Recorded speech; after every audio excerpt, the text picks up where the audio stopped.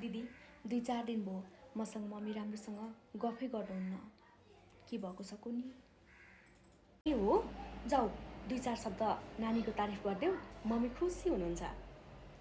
ए हो, हुन्छ उसो भए म गइहालेँ ल। साँच्ची? हो त मम्मी, जब यो घरमा नानी आउनुहुन्छ नि तब यो घरै उज्यालो जस्तो हुन्छ।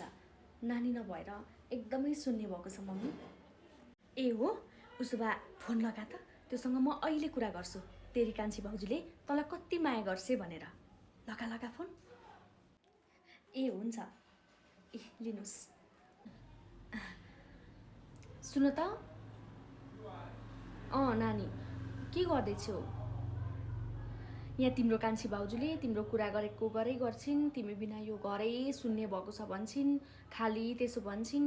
आऊ नानी आऊ। कान्छी बुहारी मात्रै होइन, जेठी बुहारी पनि त्यसै भन्छे।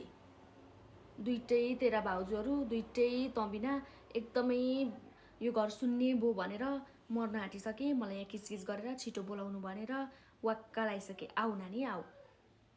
म दाइलाई लिन पठाउँछु ल बरु। ल आइहाल है, आइहाल ल। मेरी छोरी आउने भई।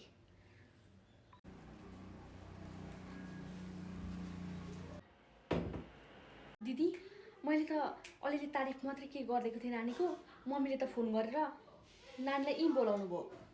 तिमीले धेरै तारिफ गरिदेऊ, त्यही भएर मम्मी खुसी हुनुभयो। खुसी त हुनुभयो होइन धेरै? खुसी त हुनुभयो। ठिकै छ, आउनुभयो भने पनि 2जना देउरानी जेठानी मिलेर नानीको राम्रो ख्याल गर्नुपर्छ। जाऊ, तिमी आफ्नो काममा लाग ल। हुन्छ।